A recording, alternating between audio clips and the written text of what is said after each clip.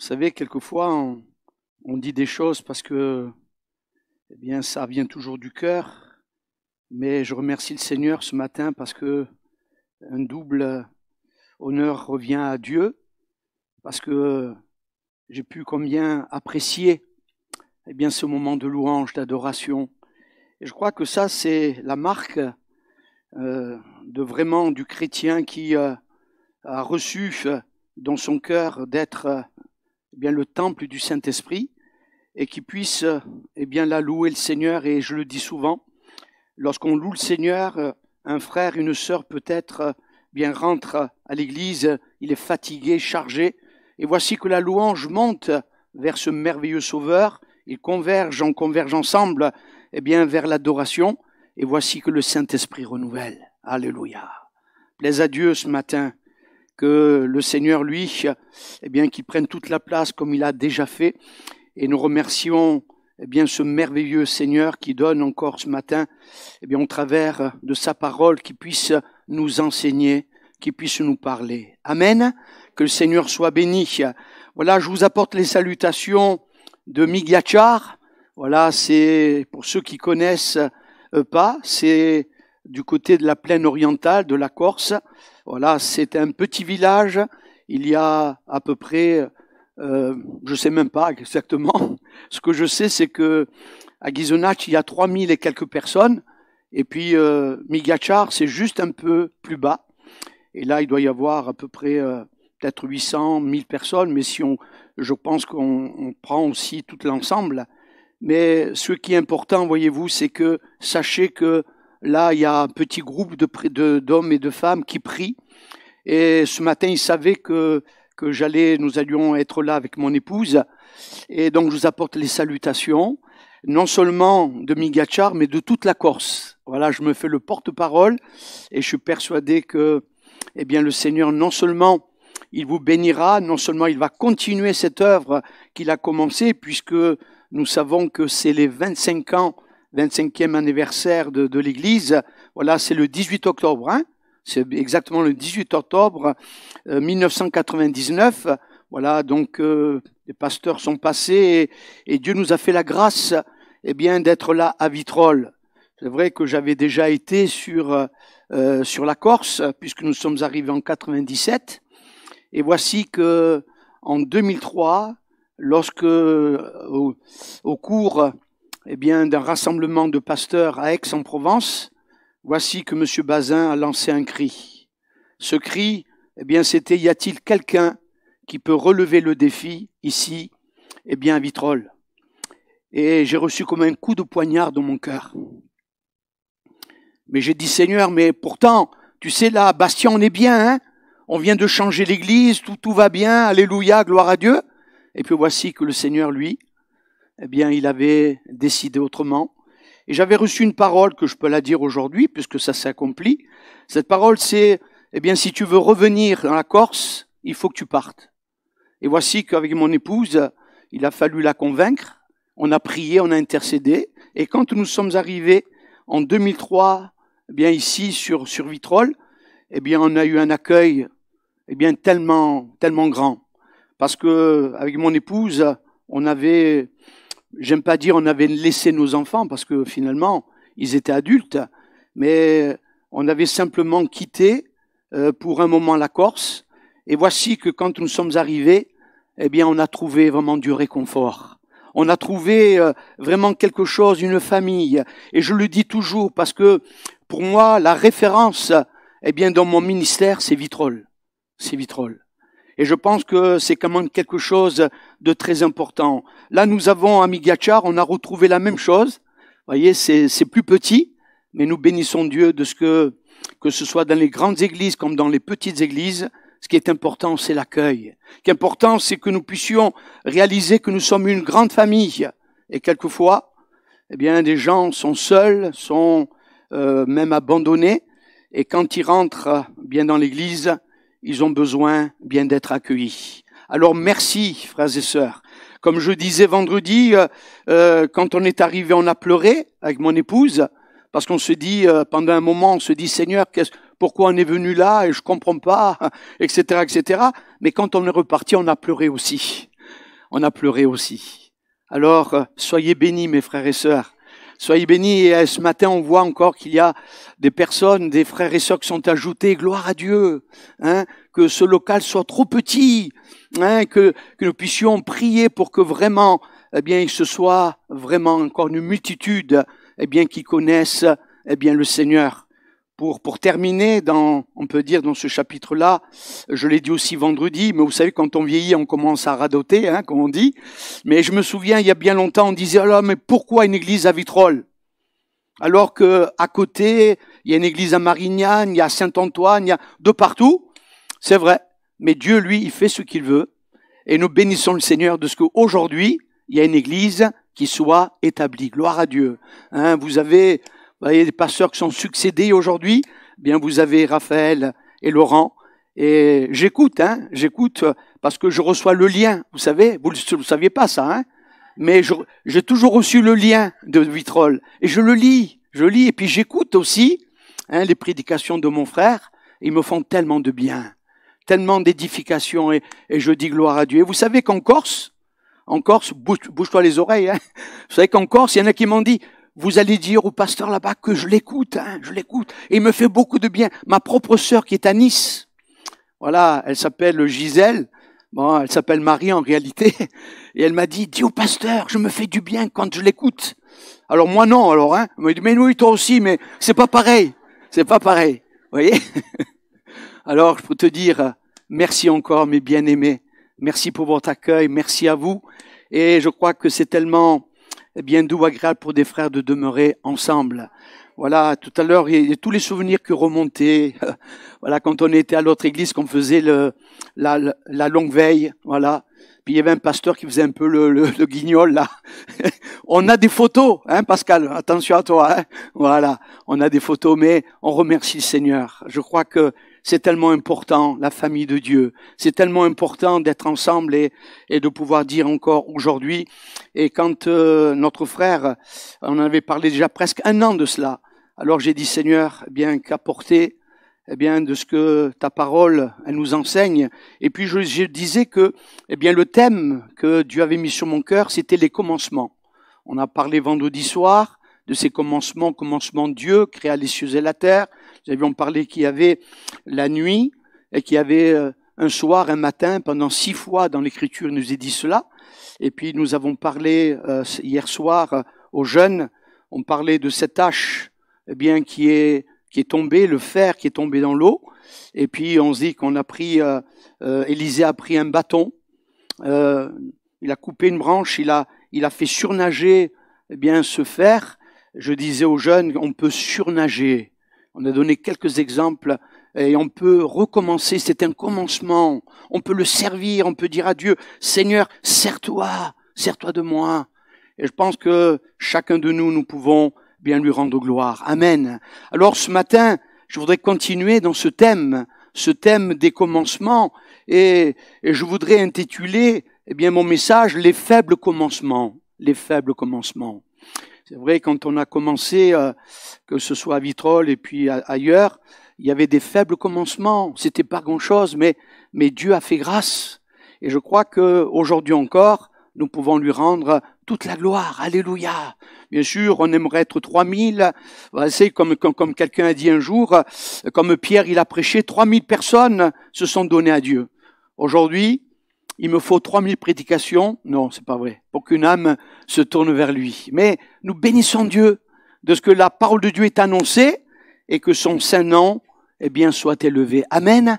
Merci Seigneur. Alors nous allons ouvrir ensemble la parole de Dieu dans le livre d'Esdras. Je ne sais pas si c'est votre livre préféré, mais dans le chapitre 3, nous allons lire les 7 premiers versets. Les 7 premiers versets du chapitre 3 du livre d'Esdras. Il nous est dit ceci, le 7e mois arriva et les enfants d'Israël étaient dans leur ville.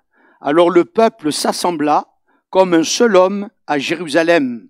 Josué, fils de Jotzadak, avec ses frères, les sacrificateurs, et Zorobabel, fils de Shealtiel, excusez-moi de la prononciation, avec ses frères, se levèrent et bâtirent l'autel du Dieu d'Israël pour y offrir des holocaustes. selon ce qui est écrit dans la loi de Moïse, homme de Dieu. Ils rétablirent l'autel sur ses fondements, quoiqu'ils eussent à craindre les peuples du pays, et ils y offrirent des holocaustes à l'Éternel, les holocaustes du matin et du soir.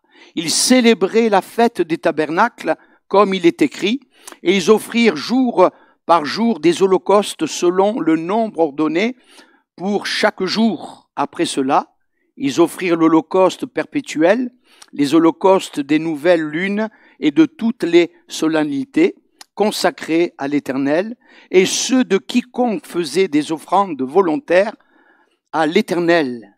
Dès le premier jour du 7e mois, ils commencèrent à offrir à l'Éternel des holocaustes. Cependant, les fondements du temple de l'Éternel n'étaient pas encore posés.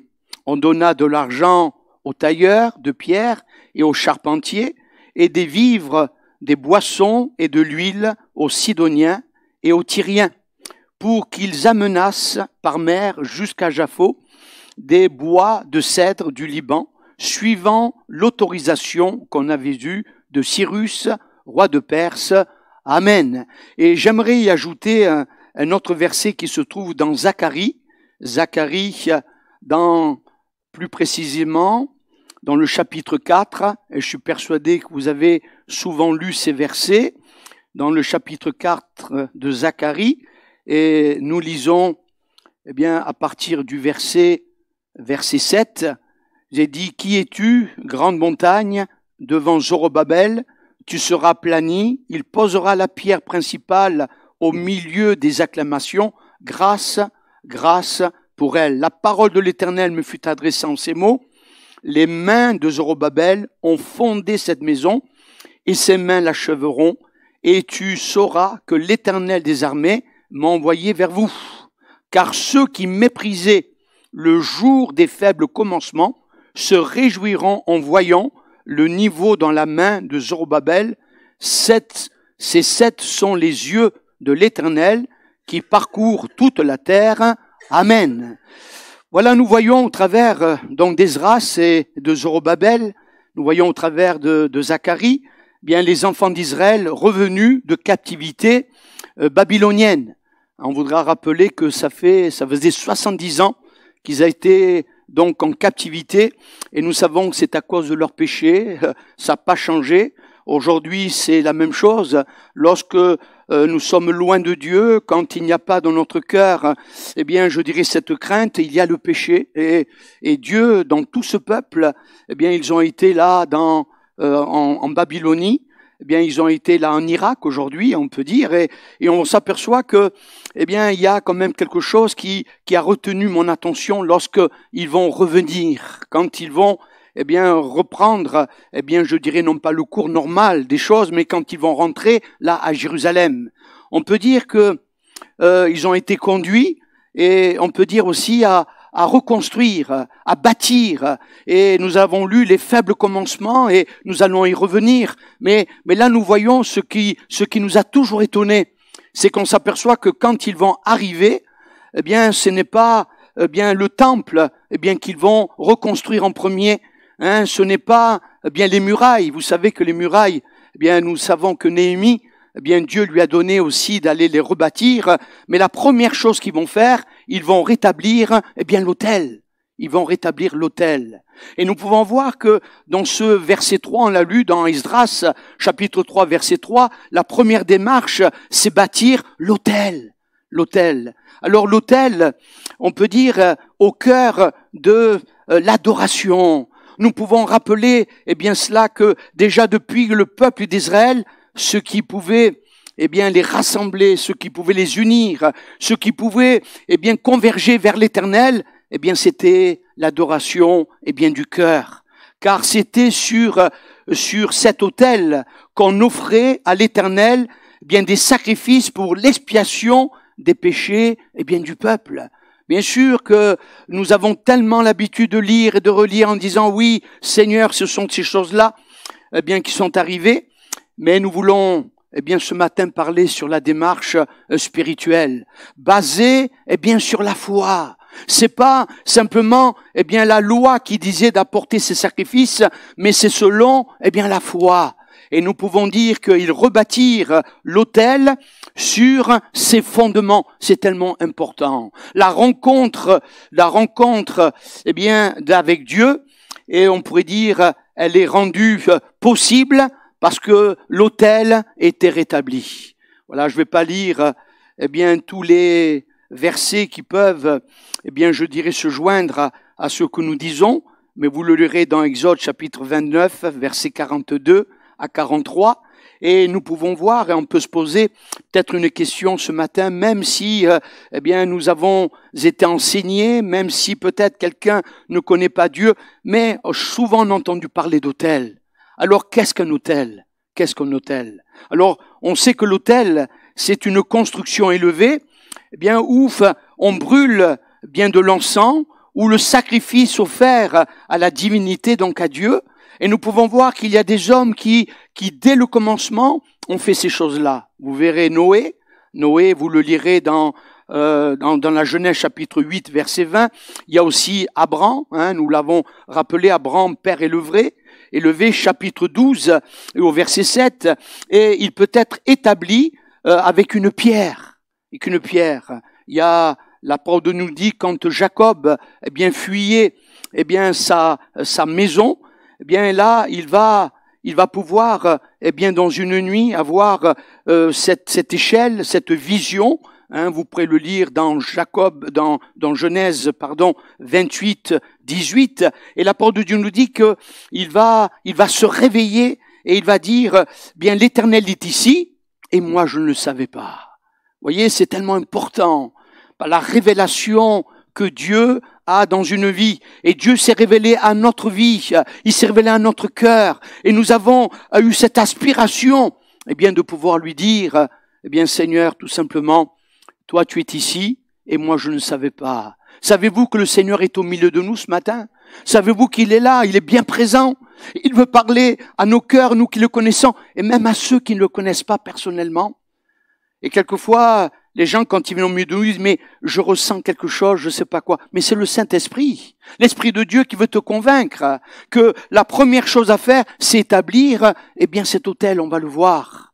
Nous pouvons rappeler aussi que Moïse lui-même, dans l'Exode chapitre 17, verset 15, et Exode 24, verset 4, et toutes les fois que l'Éternel est apparu, nous pouvons voir dans l'Écriture, eh bien là, on s'apercevait qu'on avait ils élevaient un autel, eh bien, qui était provisoire. Un autel, eh bien, qui était l'expression du cœur, l'expression de ce que Dieu leur était apparu. Et nous pouvons voir que plus tard, dans le désert, lorsque Dieu dira à Moïse, il faut établir là un tabernacle, il faut, afin de se rencontrer là, eh bien, face à face, on s'aperçoit que là, il y avait deux autels. Le premier, c'est l'autel d'airain. Vous avez souvent entendu parler, autel des holocaustes, dressé dans la cour extérieure. On s'aperçoit que avant de rentrer dans le tabernacle, eh bien, il y avait cette cour extérieure qui était constituée de bois d'acacia, on peut dire aussi recouvert d'airain, l'airain ou bronze, alliance eh bien différents métaux, qui étaient eh bien là comme cette fonte qui était là. Et puis nous pouvons voir que des anneaux et des barres ils permettaient de transporter, voyez-vous, cet autel. Cet autel était transportable. Et je crois que c'est pour nous une grande signification, on va le voir. C'est que où que nous allions, où que nous soyons, eh bien nous pouvons apporter à Dieu notre reconnaissance. Nous pouvons apporter à Dieu, eh bien, de le remercier, de le louer. Dieu n'est pas à un seul endroit, mais il est là dans les cœurs. Et ça quand même quelque chose de très important. Nous pouvons dire que leur position, à l'entrée même du parvis, enseignait clairement que l'homme ne peut pas s'approcher de l'Éternel s'il ne se tourne pas, s'il ne reconnaît pas, eh bien, qu'il est pécheur. Il ne reconnaît pas, eh bien, qu'il a besoin, eh bien, de Dieu. Il a besoin de l'Éternel qui va le racheter par le sang expiatoire. Vous savez que, vous pourrez le lire dans Exode 27, versets 1er à 8, on s'apercevra que cette expiation a été faite par des animaux. Et la parole de Dieu nous dit que sans effusion de sang, il n'y a pas de pardon. C'est vrai, on pourrait dire Dieu est cruel, mais nous en avons déjà parlé, je ne vais pas en revenir, mais Dieu avait déjà revêtu de peau, Adam et Ève, ils avaient péché, et voici que Dieu va faire ce sacrifice d'un animal pour les recouvrir. Dieu voudrait encore ce matin nous rappeler qu'il a fallu qu'il y ait ces sacrifices, pour que déjà le peuple s'approchât de l'Éternel. Et puis il y avait un autre autel, c'est l'autel d'or, ou autel des parfums. Cet autel, il s'est levé dans le lieu saint, en face du voile suspendu devant le propitiatoire, ce qui était propice. C'est-à-dire que là, on allait faire quelque chose, qui pouvait nous rapprocher, qui pourrait rapprocher de Dieu. Bien sûr que tout le monde ne pouvait pas rentrer, dans ce sanctuaire, dans le tabernacle, mais nous l'avons souvent dit, pour ceux qui sont habitués à entendre la parole de Dieu, c'est le souverain sacrificateur qui devait rentrer pour apporter ce sacrifice. C'était un autel qui était carré et de bois d'acacia, recouvert d'or, et l'encens fait de substances prescrites, non pas quelque chose qui venait de eux, non, mais c'était allumé avec le feu et pris sur l'autel d'airain qui brûlait du matin au soir. Vous pourrez le lire dans Exode 30, versets 1er à 6. Et tandis que le chandelier, qui était aussi à l'intérieur, il l'éclairait, l'autel des parfums. L'autel d'or symbolisait l'adoration et les prières que Dieu attend de chacun du peuple. Et je dirais ce matin, c'est exactement ce que nous avons fait. Nous avons apporté nos prières, notre louange, notre adoration qui lui est agréable. Mais si on s'arrêtait là, je pense qu'il manquerait quelque chose. Et Dieu nous a fait grâce. Dieu nous montre qu'il a été beaucoup plus loin. Et lorsqu'il construisit le temple de Salomon, on s'aperçoit que il y avait encore là l'autel d'airain. Nous voyons aussi qu'il était construit beaucoup plus grand, 4 fois plus grand et cela vous pourrez le lire dans 1 Roi chapitre 8 verset 64. Et on fit aussi un nouvel autel d'or, et l'autel donc des parfums, 1 Roi chapitre 7 verset 48. Mais nous voulons aller au cœur, parce que tout cela c'est bon, ça nous parle de cette ancienne alliance, ça nous parle de ce que Dieu a fait une alliance avec son peuple. Et entre parenthèses, je voudrais encore le dire ce matin, aujourd'hui il n'y a pas 2 peuples, mais il y a le peuple d'Israël et il y a aussi l'Église de Jésus-Christ. Jésus a enlevé ce mur de séparation et aujourd'hui nous formons un seul peuple. Tous ceux qui reçoivent ce sacrifice de Jésus, et je referme la parenthèse, mais il y a la notion donc de cet autel, qui nous parle d'un sacrifice qui est fondamental, parce que ça exprime quoi? La première chose que ça exprime, c'est le seul moyen par lequel l'homme puisse s'approcher de Dieu. Vous voyez, c'est quelque chose d'extraordinaire. Mais nous pouvons voir aussi que, nous l'avons lu, qu'après 70 ans, les holocaustes allaient pouvoir de nouveau être offerts à Dieu. On voit qu'ils sont rentrés, on l'a lu dans Israël chapitre 3 verset 3, mais tous ces autels sont replacés finalement dans un contexte qui nous intéresse aujourd'hui. Tout cela, c'était un type de ce que Dieu allait faire pour l'Église, pour ce que Dieu allait faire pour ceux et celles qui allaient se donner à son Fils Jésus-Christ. Et nous pouvons voir qu'au travers de cela, il nous est question de la nouvelle alliance. Nous l'avons lu ce matin, notre pasteur nous l'a lu, il est parlé de cette nouvelle alliance en mon sang, le sang de Jésus qui va couler à la croix du Calvaire, et nous bénissons Dieu parce que nous croyons que ce 3e autel, c'est l'autel de la croix. L'autel, et après cet autel-là, il n'y en a pas d'autre. Nous l'avons rappelé quand Jésus meurt sur la croix du Calvaire. La parole de Dieu nous dit, il y a eu des ténèbres. Depuis midi jusqu'à 15 heures. Et le voile du temple s'est déchiré de haut jusqu'en bas. Ce qui signifie ça vient bien d'en haut. Enfin. Et là, on pourrait rappeler que c'est une libre entrée. Eh bien, maintenant, eh bien, la communion avec son Seigneur et son Sauveur. Une fois pour toutes, Jésus s'est offert sur la croix, eh bien, pour mes péchés, pour nos péchés, pour le péché de quelqu'un ce matin. Quelqu'un qui dit, moi, j'en ai pas besoin. Moi, je suis quelqu'un qui, eh bien, n'a pas besoin parce que finalement, j'ai pas de péché. Mais tout simplement que le Saint-Esprit te convainc ce matin que tu as besoin de Christ. Et que ce n'est pas les autels qu'on vient d'énumérer, eh bien, qui te sauveront de faire quelque chose d'extérieur, mais c'est dans ton cœur. Si dans ton cœur, eh bien, tu reconnais, si dans ton cœur tu te repens de tes péchés, si dans ton cœur tu dis, Seigneur, eh bien, je veux croire que sur la croix, sur cet autel de la croix, eh bien, tu es mort pour moi. Alors, Seigneur, je veux saisir, eh bien, ces instants.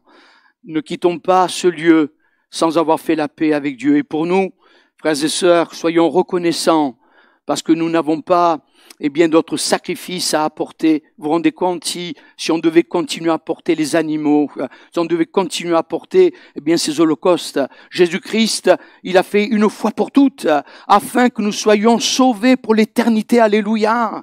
Et que le Seigneur soit remercié pour cela. Aujourd'hui, le Seigneur Jésus est ressuscité. Il offre continuellement dans notre cœur, continuellement, eh bien, il n'est plus, eh bien, au tombeau, il n'est plus à la croix, il n'est plus au tombeau, mais il est assis à la droite du Père. Et la parole de Dieu nous dit qu'il intercède pour nous. C'est pour cela que nous voulons l'adorer. Si on vient le dimanche matin, c'est pour l'adorer. Seigneur, je viens t'adorer.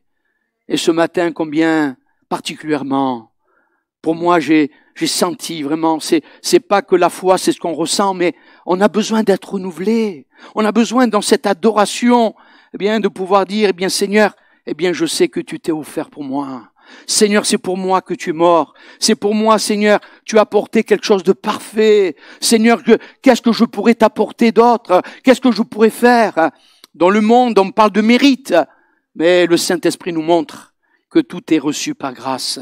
Et nous le remercions, eh bien, de tout notre cœur. C'est pourquoi il nous est précieux, eh bien, de le voir dans le sanctuaire présentant à Dieu, eh bien, son sacrifice de bonne odeur et d'intercession, eh bien, sans cesse en notre faveur. En notre faveur. Nous l'avons dit, il intercède pour nous. Alléluia. Merci. Il y a au moins une personne, eh bien, qui pense à chacun de nous. Il pense à toi ce matin. Il prie pour toi. Il prie pour toi dans tes besoins, dans tes problèmes, dans toutes les difficultés. Il est là à tes côtés. Et je le disais il y a pas longtemps, eh bien surtout, eh bien allons dans cette communion avec lui. Allons avec lui. Si on s'approche de Dieu, lui s'approchera de nous. C'est tellement important. Et quand je parlais de cette faveur qu'il nous a faite, eh bien vous lirez dans Éphésiens chapitre 5, dans le verset 12, et puis Hébreux chapitre 7, verset 25, eh bien en notre faveur, il intercède. Il nous a fait, il nous faut redonner quelque chose de très important. Nous l'avons dit, nous avons parlé de ces deux autels, mais je crois qu'aujourd'hui, plus que jamais, frères et sœurs et amis, nous avons besoin de redonner au message, eh bien, de la croix. Nous avons besoin de pouvoir simplement bien réaliser que au travers eh bien de la mort il y a la vie, et c'est ce centre-là que nous ne devons jamais oublier. Il nous faut, comme ce peuple qui est revenu, ils ont rétabli l'autel. Eh bien, je crois que chacun de nous avons besoin de rétablir la valeur rédemptrice.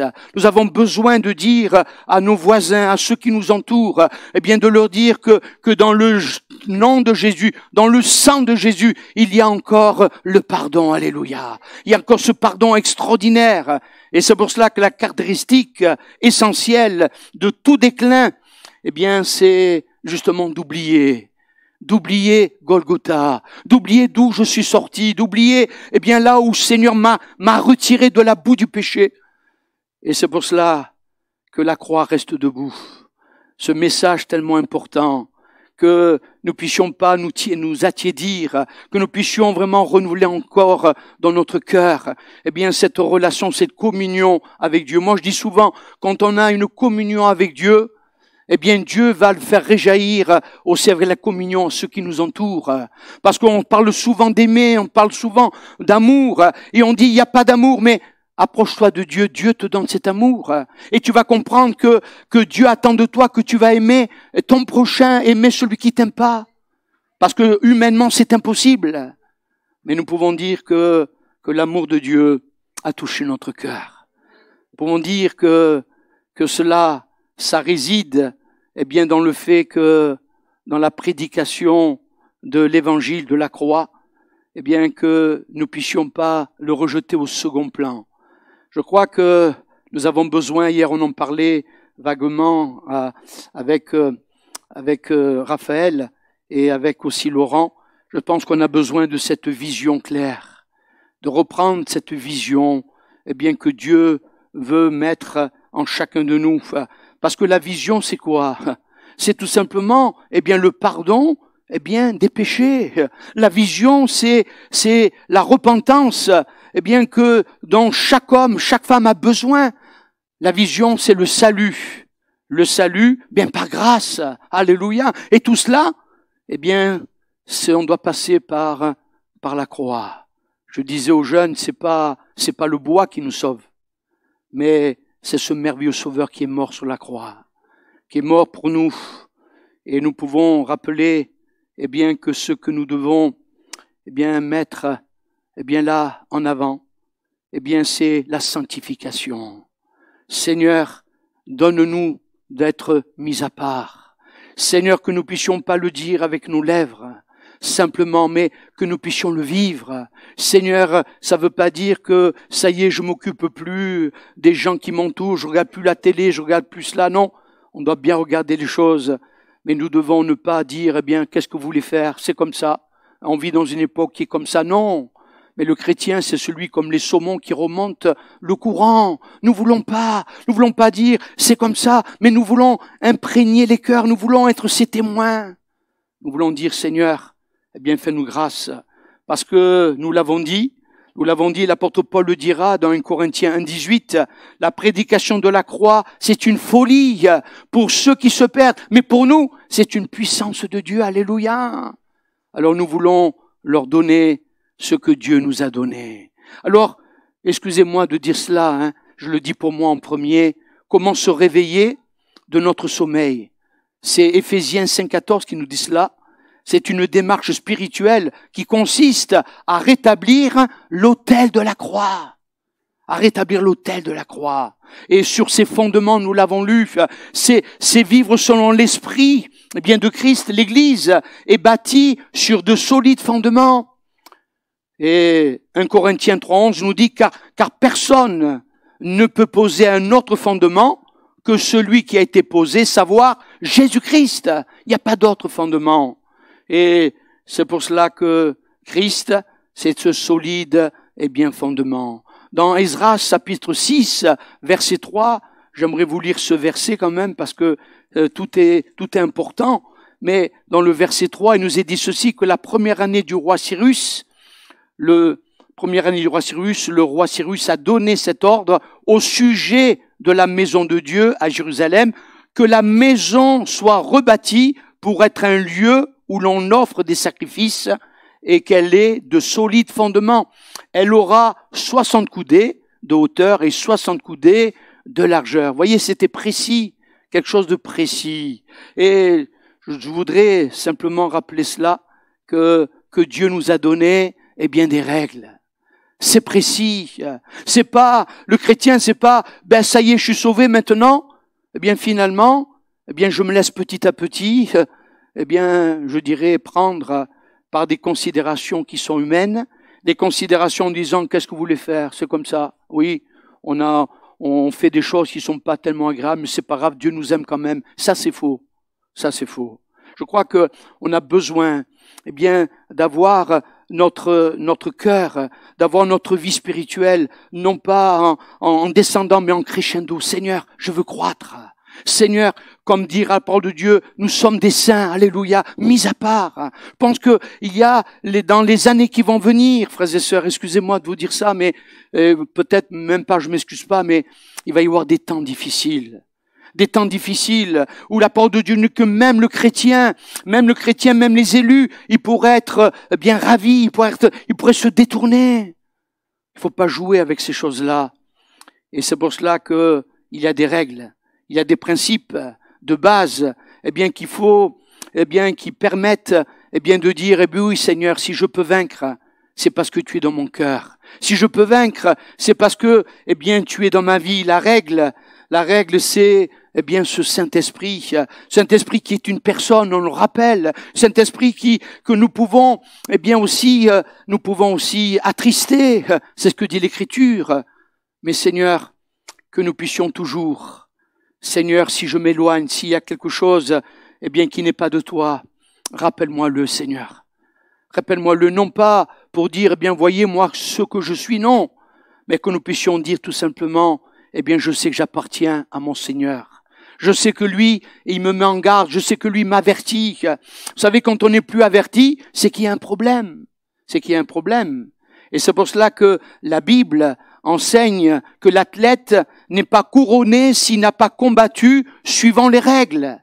2 Timothée 2,5. L'apôtre Paul dira dans 2 Timothée 4,7, j'ai combattu le bon combat selon, selon les limites que Dieu nous a assignées.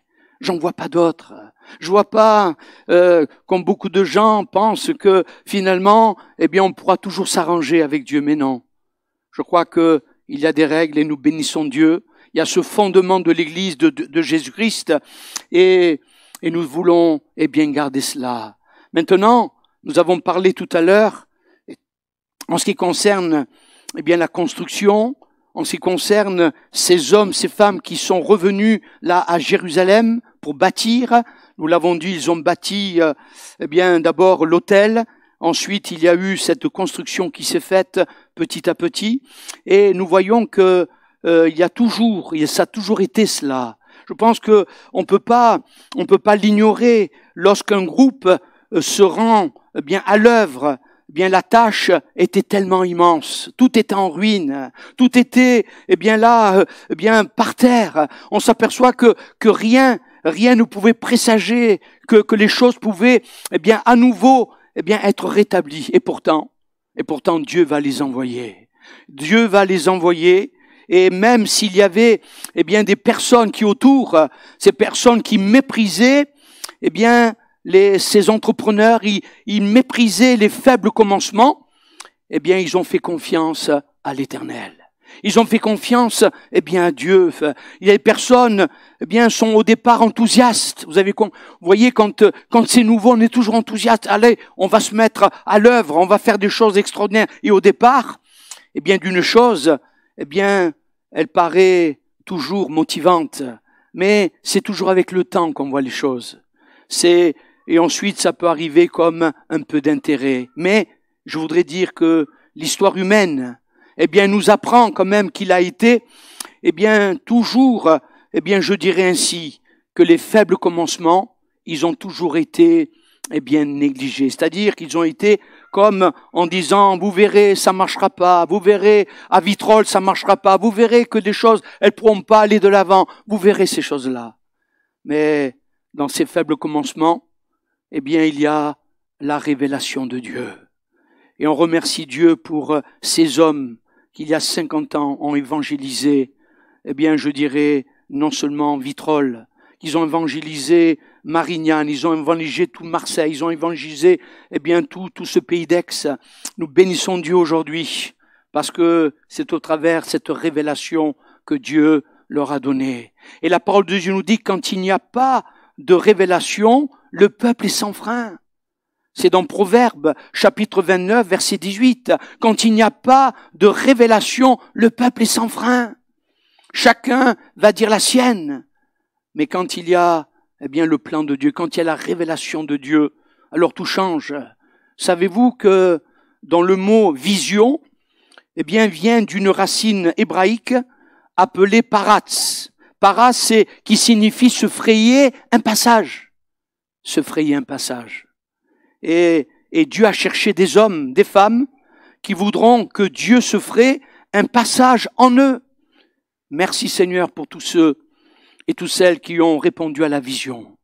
Et tous ceux qui sont encore ici ce matin, je remercie le Seigneur pour les colonnes de la vérité. Merci parce que vous avez tenu ferme, vous avez tenu bon, alléluia. Et Dieu va vous encourager, va vous renouveler encore. Et ça, c'est quand même quelque chose de très important. Savez-vous que Dieu non seulement a cherché des hommes et des femmes qui se feraient un chemin, en eux, mais je voudrais simplement dire ceci et dans l'Ancien Testament, Dieu s'est révélé aussi. Peut-être qu'il a fait progressivement. Et nous bénissons Dieu parce que, et on s'aperçoit qu'un jour, Jésus, non seulement, il s'est révélé, mais il nous a donné la plénitude de cette révélation. C'est pas moi qui le dis, mais c'est dans le livre, de Jean, chapitre 1er, et dans le verset 16. Il nous est dit que Jésus nous a donné la plénitude. On est maintenant dans notre cœur, on n'a pas besoin, d'autre chose. Nous vivons, comme nous l'avons dit, nous sommes le temple du Saint-Esprit. Seigneur, révèle-toi à mon cœur. Révèle-toi. Vous savez, vous le savez comme moi, quelquefois on dit, Seigneur, qu'est-ce que je peux faire pour toi? Commence à balayer la salle. Commence à aider le pasteur et son épouse. Demande qu'est-ce qu'il faut faire dans l'église. Demande, ce que tu peux faire. Parce que, voyez, on a toujours cette expression, ce cœur de dire, si je peux aller au loin, Seigneur, envoie-moi au loin. Dieu le fera, c'est vrai. Mais d'abord, fais-le auprès, devant. Je crois que c'est tellement important, cela, de le rappeler. Et c'est pour cela que, dans notre vie, merci Seigneur, il y a toujours une progression. Il y a toujours, cette croissance et nous voulons grandir, dans les choses de Dieu. C'est ce que nous dit Éphésiens, chapitre 1er, le verset 23. À notre conversion, nous avons vu un sauveur, progressivement. Il ne nous a pas donné tout d'un coup et aujourd'hui encore, on est loin du compte. Moi, je dis souvent, vous savez, quand Dieu parle du fruit de l'esprit, il parle pas des fruits. Vous voyez, parce que le panier, quelquefois, il est percé, et on a besoin simplement de rappeler, Seigneur, tu veux me donner ces fruits de l'esprit, tu veux me donner le fruit, mais c'est progressivement, et nous bénissons le Seigneur pour cela. Ce n'est pas à cause de nos mérites, mais c'est par la grâce de Dieu. C'est par la grâce de Dieu. Alors, vous savez que dans l'Écriture, et je voudrais aller rapidement, le premier homme à qui Dieu a donné, voyez, une vision, c'est Abraham.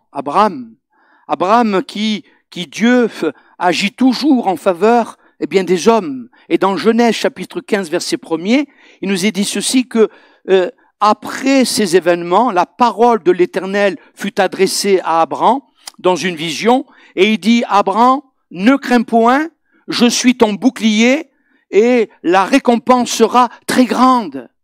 Elle sera très grande. Et nous pouvons voir que il y a eu, d'autres où Dieu s'est frayé un passage. Il s'est frayé quelque chose dans leur cœur, une vision extraordinaire. J'en parlais, hier soir aux jeunes. Je disais que Anne ne pouvait pas avoir d'enfant. Elle était stérile. Et voici que, il y a eu, ce Samuel. Dieu a entendu. Et si on lit dans 1 Samuel chapitre 3, verset 1er à 12, et le verset 20, on peut dire que l'enfance de Samuel fut vécue dans un milieu d'apostasie. Le peuple était à nouveau. Là, ils étaient vraiment, comme on dit aujourd'hui, ils étaient tellement éloignés.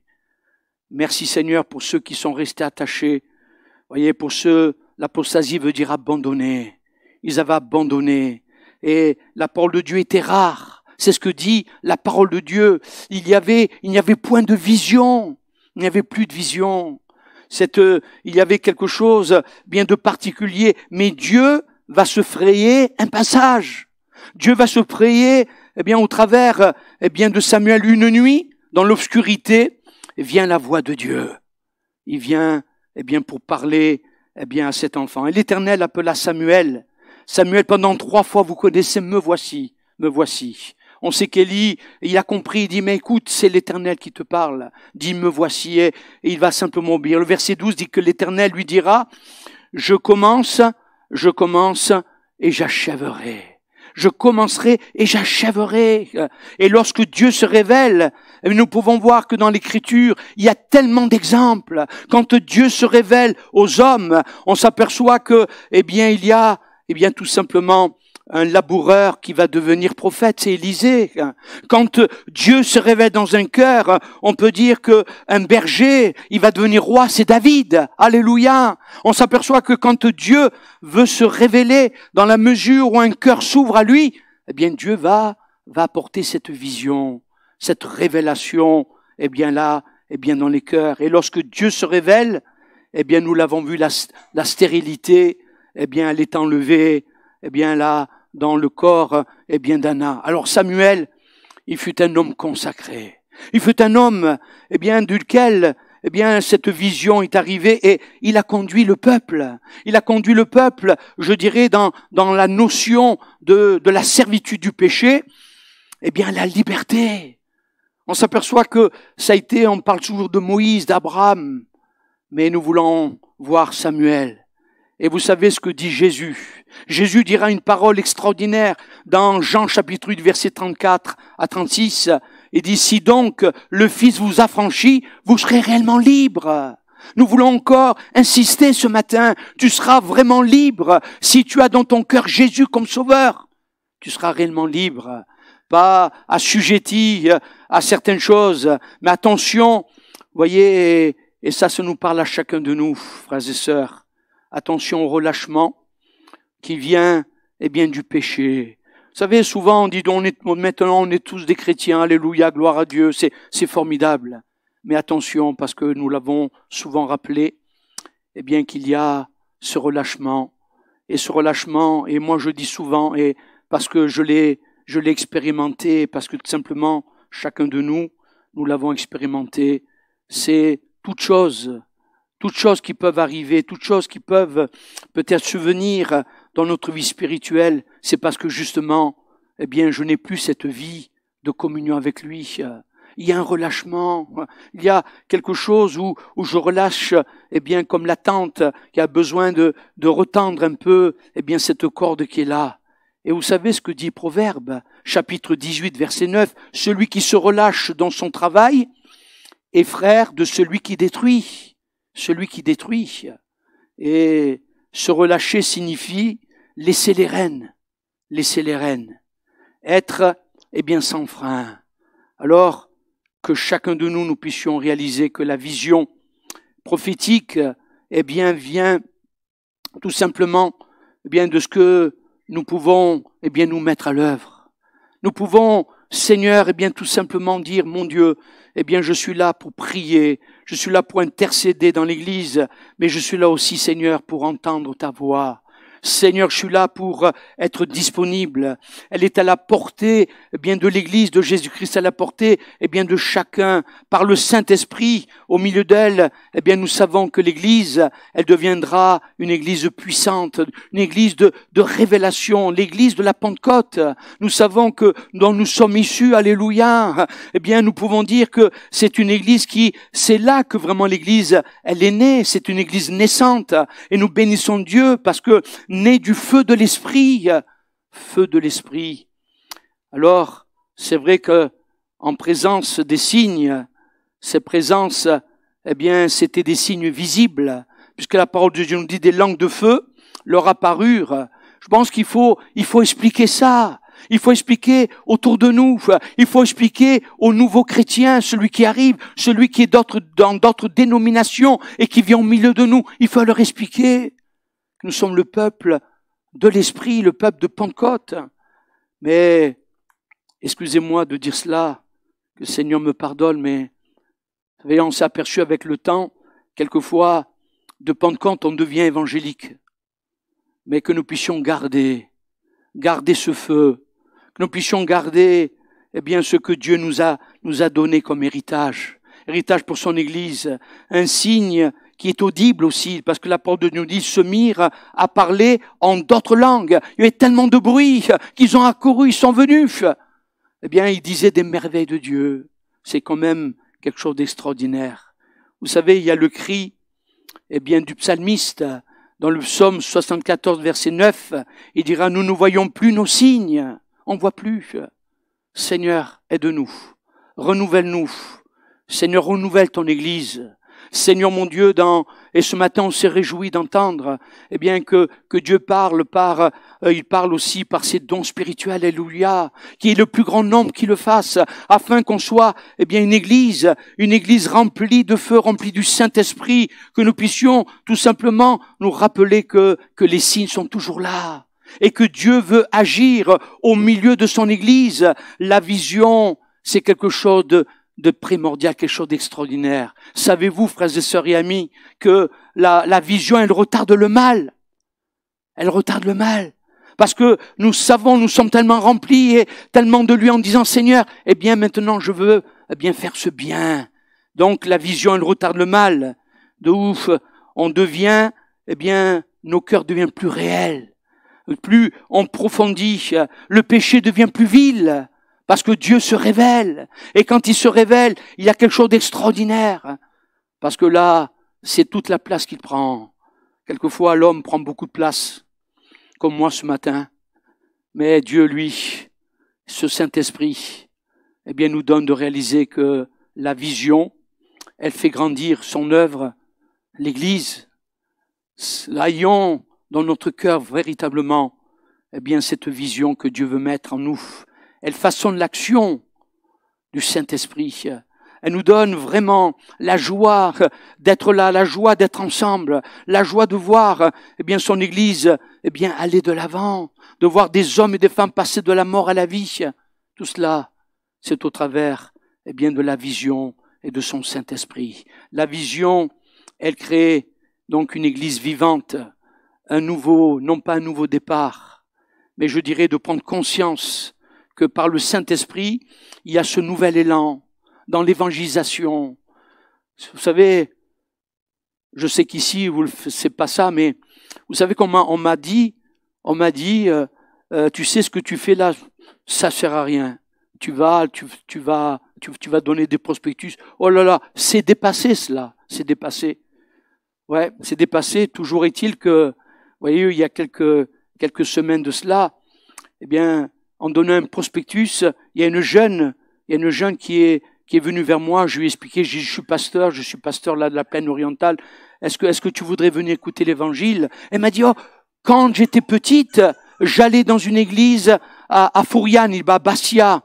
Il y avait un petit pasteur avec des lunettes, et il était brun, j'ai dit, mais c'était moi. Mais, oh là, mais oui, mais, elle m'a dit, j'avais quand même 8 ans, vous voyez?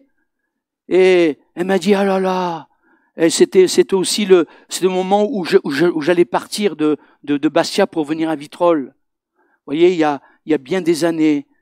Et cette jeune, elle a dit, mais moi j'allais dans cette église-là. Ma mère, elle m'envoyait là. Et aujourd'hui, elle vient en cette petite église qui s'appelle Mingachar. Alléluia. Pourquoi? Parce qu'elle est à la base. Et la base, c'est à 15 kilomètres d'où elle habite. Alors nous bénissons Dieu. Ça vaut la peine. Une nouvelle bénédiction, une guérison, eh bien, qui se fait dans l'âme. La vision, eh bien, augmente le bien. Est-ce que vous le savez cela? Et je voudrais simplement dire, le but, c'est d'établir, eh bien, le royaume de Dieu, eh bien, dans les cœurs. Je crois que c'est tellement important cela. Et je voudrais en terminant, frères et sœurs, excusez-moi si j'ai pris beaucoup de temps, mais c'est ce que Dieu avait placé sur mon cœur. Mais dans Luc chapitre 11, verset 20, il dit que le royaume de Dieu est venu vers vous. Nous savons que Jésus est venu. Il est venu vers nous. Et nous bénissons le Seigneur parce que nous sommes le temple du Saint-Esprit. Tu peux dire à ton frère, à ta sœur, tu es le temple du Saint-Esprit. Tu es ce temple. Alors, ne laisse pas, eh bien, les choses en disant, c'est pas ce qu'on a, on n'a pas grand-chose, mais les faibles commencements. Ce sont des choses tellement importantes. C'est quelque chose de tellement glorieux de savoir ce que Dieu fait. Mais nous sommes, nous l'avons dit, le temple du Saint-Esprit. Chacun de nous, nous voulons œuvrer, nous voulons dire, Seigneur, sers-toi de moi, sers-toi de moi. Seigneur, et c'est pour cela que, eh bien, notre foi, eh bien, quel que soit peut-être où j'en suis arrivé, n'oublions pas que nous avons besoin de faire confiance au Seigneur. C'est ça la foi. Seigneur, je veux pas dire parce que voici, on fait ceci, cela, ça marche. Vous savez, ça marchera dans la mesure où l'Église, eh bien, elle prie. C'est ce que vous faites. Où l'Église prend du temps dans le jeûne et la prière. Et c'est vrai que on se dit, Seigneur, nous voulons voir maintenant ces choses arriver, mais elles viendront. Elles viendront. Parce que la parole de Dieu dit que celui qui sème peu, il récolte peu. Alors, Seigneur, aide-nous.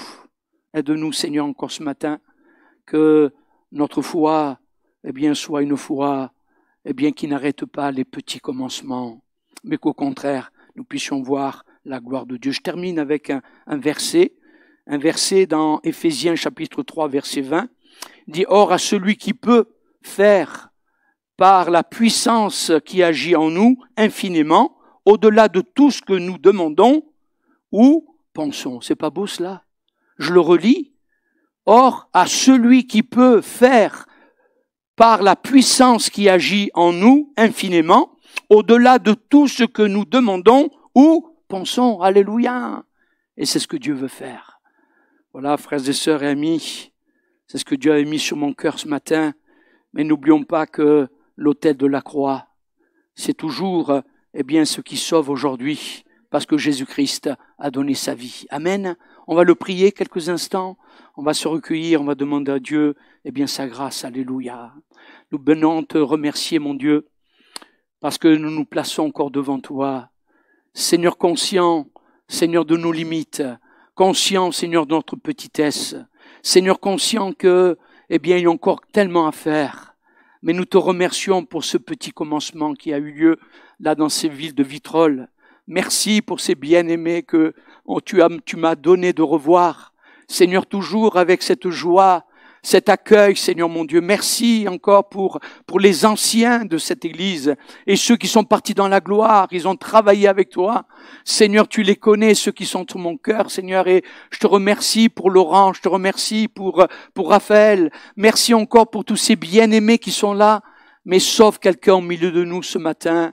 Quelqu'un qui est venu, Seigneur, et peut-être il n'a rien compris, mais toi, par le Saint-Esprit, tu le convaincs. Tu le convaincs qu'il a besoin d'être sauvé, qu'il a besoin d'avoir, Seigneur mon Dieu, bien à qui parler. Et c'est vrai que c'est toi, notre confident. Mais il a besoin aussi d'avoir, Seigneur, une famille, la famille de Dieu. Alors mon Dieu, qu'il puisse revenir dans ce lieu, qu'il puisse se faire du bien. Seigneur, en ta présence, nous te remercions encore. Nous te demandons ta grâce pour cet après-midi. Donne-nous des âmes, Seigneur, que des âmes nouvelles viennent, qu'elles puissent entendre l'évangile, qu'elles puissent être sauvées, Seigneur, afin qu'ils s'ajoutent, Seigneur mon Dieu, à ton Église. Nous te remercions, nous te louons, Seigneur, parce que nous l'avons rappelé, la croix. Seigneur mon Dieu, reste debout. Nous te bénissons pour ce message. Je te remercie pour le jour où tu as touché mon cœur, Seigneur. Je te remercie pour le jour où tu m'as arrêté, Seigneur, dans ma misère, dans ma folie, Seigneur. Et tu as fait de moi ton enfant, Seigneur, quelle grâce de voir là toute ma famille de Dieu. Je te bénis, je te loue, Seigneur, dans le nom de Jésus, et qu'à te revienne toute la gloire. Amen. Amen. Merci, Seigneur.